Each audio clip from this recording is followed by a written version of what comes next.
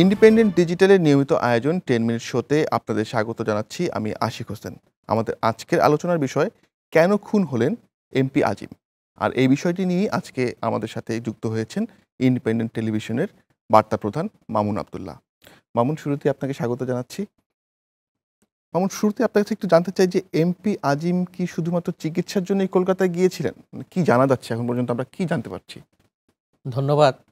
আ আপনার যেমন জিজ্ঞাসা, আজকে সারা দেশের মানুষের জিজ্ঞাসা একই রকম যে আসলে কি হয়েছিল? একজন মানুষ পার্শ্ববর্তী দেশ ভারতে গেল, এরপর হাওয়া হয়ে গেল। সবচেয়ে মজার ব্যাপার হলো আমরা সারাদিন আজকে সংবাদ মাধ্যমে দেখলাম যে আনোয়ারুল আজিম খুন হয়েছেন। সবচেয়ে রহস্যের বিষয় হলো এখনো পর্যন্ত তার মরদেহ কোথায় আছে সেটি কিন্তু কেউ বলতে পারছে না স্পষ্ট করে। না বাংলাদেশ পক্ষ, না ভারত পক্ষ।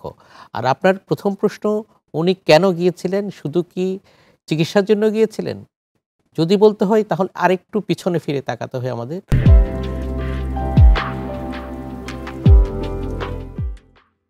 ওনার উত্থানের ইতিহাসটা যদি আমরা একটু বিশ্লেষণ করি তাহলে আমরা দেখতে পাবো যে এই জনপ্রতিনিধি কিন্তু দীর্ঘ সময় ধরে উনি একজন জনপ্রতিনিধি আছেন।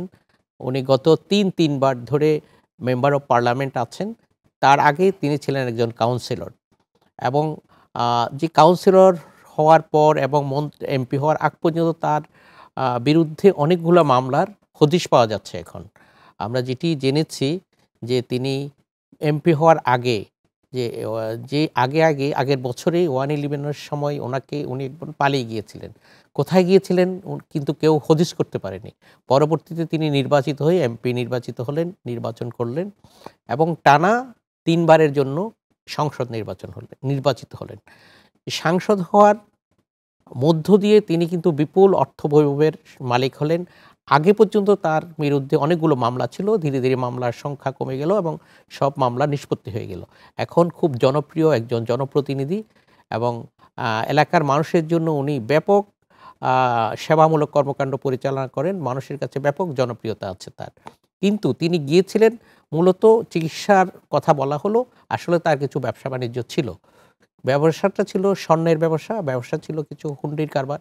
আপনি জানেন যে আমাদের দেশের সীমান্তবর্তী অঞ্চলগুলোতে এই দুটো বিষয় সচরাচর হয়ে থাকে। তবে স্থানীয়ভাবে আমরা যেটি খবর পেয়েছি, তিনি মূলত এই দুটি কারবারের যেকোনো একটির বিরোধ নিষ্পত্তির জন্যই ভারত গিয়েছিলেন। হয়তো বলেছিলেন তিনি চিকিৎসার জন্য গিয়েছেন। আরেকটা বিষয় যে আজকে স্বরাষ্ট্রমন্ত্রী যখন ব্রিফ করছিলেন তখন তিনি বলেছেন যে তিনি খুন হয়েছেন। আবার অন্যদিকে আপনি যেটা বললেন যে এবং ভারতীয় গণমাধ্যমগুলোতেও আমরা দেখছি যে তার মরদেহ কিন্তু এখনো পাওয়া যায় নাই। তো তিনি যদি আসলে খুন হয়ে থাকেন তাহলে এই খুনের উদ্দেশ্যটা আসলে কি হতে পারে? যেটি আমি আগেই আপনাকে বলেছি যে উনি জনপ্রতিনিধি হওয়ার পাশাপাশি ওনার আ অপ্রকাশ্য কিছু ব্যবসা-বাণিজ্য ছিল। সেটি ছিল ভারতের সাথে স্বর্ণের ব্যবসা এবং কিছু হুন্ডির ব্যবসা অর্থাৎ টাকা লেনদেনের ব্যবসা। বাংলাদেশী মানুষ যারা ভারতে যেত তারা কিছু রুপি পেত, সেটি বাংলাদেশে আবার টাকা হিসেবে পরিশোধ করা হতো। এই ব্যবসাটা উনি দীর্ঘদিন ধরে তিনি পরিচালনা করছিলেন এবং মূলত এর বিরুদ্ধ থেকে তিনি খুন হতে পারেন এমনটি ধারণা করছে আমাদের পুলিশ এবং ভারতীয় পুলিশরা। এ পর্যন্ত আমরা যতটুকু খবর পেয়েছি যে তিনি যেই বন্ধুর বাসায় গিয়েছিলেন অর্থাৎ যার বাসায় উঠেছিলেন তিনিও কিন্তু একজন স্বর্ণ ব্যবসায়ী। ভারতের গোপাল। গোপাল যিনি তার অনেক পূর্ব পরিচয় এবং দীর্ঘদিন ধরে তার সাথে পারিবারিকভাবে ব্যবসায়িকভাবে সম্পৃক্ত। উনি কিন্তু এক পর্যায়ে গোপালের বাসা থেকে বেরিয়ে গেছেন।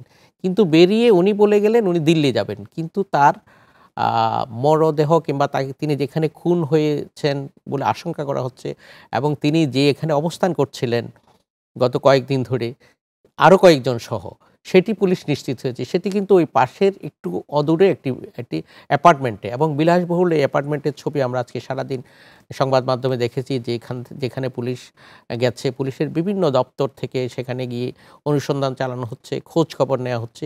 এমনকি আমরা সর্বশেষ যেটি খবর জানতে পেরেছি যে ভারতীয় সিআইডি মামলাটির তদন্তের দায়িত্ব নিয়েছে। এখন হয়তো আসল রহস্য বেরিয়ে আসবে। উনি আসলে কেন গিয়েছিলেন? তার সঙ্গী সাথীরা কোথায় গেল? কারণ আমরা দেখেছি সম্ভবত সিসিটিভির ফুটেজ দেখে পুলিশ ধারণা করছে তার সাথে আরো ৩ জন লোক ওই বিলাসবহুল অ্যাপার্টমেন্টটিতে অবস্থান করছিল। তাদের মধ্যে ৩ জন বেরিয়ে আসলো আমাদের এই সাংসদ কে আমরা বেরিয়ে আসতে পুলিশ দেখেনি। এই জন্য সন্দেহ করা হচ্ছে তাকে হয়তো ওই বাসার মধ্যে মেরে লাশ কোথাও গুম করে ফেলতে পারে অথবা অন্য কোনোভাবে বাসার থেকে সরিয়ে ফেলা হতে পারে। কারণ সেখানে পুলিশ রক্তের চিহ্ন দেখেছে। এ থেকে অনুমান করছে তাকে সেই বাসায় খুন করা হতে পারে। আরেকটা বিষয় আপনি নিশ্চয়ই দেখেছেন যে আজকে স্বরাষ্ট্রমন্ত্রী বলছিলেন যে এই ঘটনায় ৩ জনকে বাংলাদেশে আটক করা হয়েছে এবং ভারতীয় পুলিশ বলেছে তারা ২ জনকে আটক করেছে। এই যে যারা আটক হলেন এদের পরিচয় কি জানা গেল? মানে এরা কারা আসলে?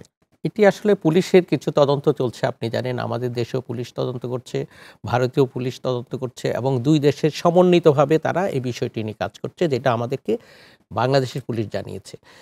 যেহেতু পুলিশের অনেক কিছু তদন্তের বিষয় আছে, পুলিশ এই পর্যন্ত যে ৩ জনকে আটক করেছে সেটা বলেছে, কিন্তু তাদের নাম প্রকাশ করছে না কিংবা তাদের ছবিও প্রকাশ করছে না। তেমনিভাবে ভারতীয় যে ২ জন আটক হয়েছে তাদের নামও আমরা পাচ্ছি না, ছবিও দেখতে পাচ্ছি না।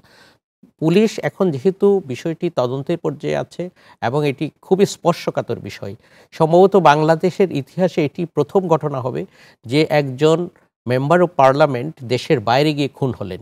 এর আগে আমার জানা মতে কোনো ঘটনা এ ধরনের ঘটেনি। তো তাহলে এই স্পর্শকাতর বিষয়টিকে দুদেশেই সর্বাধিক গুরুত্ব দিয়ে তারা তদন্ত করে দেখছে যে এর পেছনে আসলে কি রহস্য থাকতে পারে। আরেকটা বিষয় যে আমরা যতটুকু জানতে পারলাম যে তিনি ১৩ মে কলকাতায় যে বাসাটিতে ছিলেন, আপনি যেটা বললেন যে তার এক বন্ধুর বাসায়, সেখান থেকে তিনি বের হয়ে গেছেন এবং এরপর থেকেই কিন্তু তিনি একটা হোয়াটসঅ্যাপে মেসেজ দিয়েছেন। সেখানে তিনি বলেছেন যে তিনি দিল্লি যাবেন এবং এরপর থেকে তার সাথে আসলে এক ধরনের যোগাযোগ বিচ্ছিন্ন হয়ে যায় এবং পরবর্তীতে সবশেষ তার মোবাইলের যে লোকেশন সেটা দেখাচ্ছে বিহারের একটা জায়গায়। তো এই পুরো বিষয়টা কি কিছুটা অস্বাভাবিক মনে হচ্ছে না আপনার কাছে? দেখুন, উনি জনপ্রতিনিধি হলেও উনার নেপথ্য কিছু ব্যবসা ছিল, সেটা আমি আপনাকে বলেছি। এবং যারা এই ব্যবসার সাথে জড়িত থাকে তারা অনেক কিছু হাইড করে, অনেক কিছু লুকিয়ে থাকে। এমনকি তার পরিবারের থেকেও লুকায়। সবচেয়ে মজার ব্যাপার হলো আমি ঝিনাইদহে খোঁজ নিয়ে জেনেছি এই এমপি উনি উনি একজন কাউন্সিলর ছিলেন পৌরসভার। সেই কাউন্সিলর থেকে উনি এমপি নির্বাচিত হওয়ার পরও তিনি কিন্তু কোনো জিপে কিংবা কোনো প্রাইভেট কারে চড়তেন না। ৩ বার নির্বাচিত সাংসদের কিন্তু শুল্কমুক্ত গাড়ি আনার একটা সুযোগ ছিল। ওই সুযোগ তিনি নিয়েছেন কিনা আমরা খবর পাইনি। তবে তিনি কখনো গাড়িতে চড়েননি। তিনি মোটরসাইকেলে চড়তেন এবং সারাক্ষণ মোটরসাইকেল নিয়ে, আরও মজার ব্যাপার হলো তিনি একা একাই মোটরসাইকেলে চড়তেন। উনি কাউকে সঙ্গে রাখতেন না। তিনি যে মানুষটা সামর্থ্য, সক্ষমতা এবং সুযোগ সুবিধা থাকার পরও জিপে চড়ে নাই, কারে চড়ে নাই, প্রায় নিজের বাইকে চলেছে, একা একা চলেছে। এখানে কিছু রহস্যের তো জন্ম দেয়। বুঝাই যায় যে কোনো কিছু তিনি গোপন করতে চাচ্ছেন। বা হয়তো চাচ্ছিলেন না যে তার কর্মকাণ্ডগুলো সবাই জেনে যাক, ঠিক, এরকম কিছু একটা। ঠিক সেটাই। আরেকটা বিষয় যে সংসদ নির্বাচন তো শেষ হলো কিছুদিন আগেই এবং সরকারও গঠন হয়েছে কয়েক মাস হলো। তো এর পেছনে কি রাজনৈতিক কোনো প্রতিদ্বন্দ্বিতা থাকতে পারে? মানে এই হত্যাকাণ্ডের পেছনে বা রাজনৈতিক প্রতিহিংসা? কারণ রাজনীতিবিদদের কিন্তু অনেক শত্রু থাকে আমরা জানি। না, সেটা ঠিক। উনি কারণ ৩ বার রাজনীতিতে তিনি বিজয়ী হয়েছেন, এলাকায় হয়েছেন। তিনি কারো সাথে, যে বড় রাজনৈতিক দল বাংলাদেশে আছে তারা নির্বাচনে আসেনি, আপনি জানেন। ৩টা নির্বাচনে তারা অংশ নেয়নি। সেই হিসাবে তার রাজনৈতিক প্রতিদ্বন্দ্বিতা হওয়ার সুযোগ কম। হতে পারে অভ্যন্তরীণ কোন্দল, কিন্তু সেটির কোনো খবরও আমরা পাইনি। আমরা খোঁজখবর নিয়েছি আজকে সারাদিন। আমি নিউজ রুমে ছিলাম এবং আমি যোগাযোগ করেছি দেশের, বিদেশে সব জায়গায় খোঁজখবর নিয়েছি। এরকম কোনো খবর আমরা পাইনি যে তার রাজনৈতিক কোনো প্রতিহিংসার কারণে তিনি খুন হতে পারেন। তবে আমাদের এটি মনে হয়েছে যে উনার ব্যবসা-বাণিজ্য, যে প্রকাশ্য এবং অপ্রকাশ্য কিছু ব্যবসার কারণে তিনি খুন হতে পারেন, এটি আমাদের মনে হওয়ার যথেষ্ট কারণ আমরা পেয়েছি এবং যথেষ্ট তথ্য প্রমাণও পেয়েছি। আমাদের মনে হয়েছে তার যে অপ্রকাশ্য ব্যবসা ছিল তার বিরুদ্ধ থেকে হতে পারে, সেটি নগদ টাকার লেনদেন হতে পারে কিংবা স্বর্ণ লেনদেন হতে পারে। কারণ আপনি জানেন আমাদের দেশ থেকে প্রচুর স্বর্ণ সীমান্ত হয়ে, আমাদের বিভিন্ন সীমান্ত হয়ে ভারতে যায় এবং ভারতে এটার ব্যাপক একটা প্রসার আছে, বড় একটা বাজার আছে। এই বাজারটি ধরার জন্য মধ্যপ্রাচ্য থেকে শুরু করে বিশ্বের সারা দেশ থেকে স্বর্ণ কিংবা স্বর্ণের অলংকার হয়ে আমাদের দেশে প্রথমে ঢুকে এবং সেটি আমাদের বিভিন্ন সীমান্ত গলে সেটি ভারতে চলে যায়।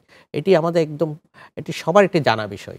সুতরাং এই স্বর্ণের লেনদেনের বিরোধ কিংবা টাকা লেনদেনের বিরোধ, এই দুটি কারণই মূলত তার হত্যাকাণ্ডের নেপথ্য থাকতে পারে বলে এ পর্যন্ত পুলিশ এবং তদন্তকারী সংস্থাগুলো মনে করছে।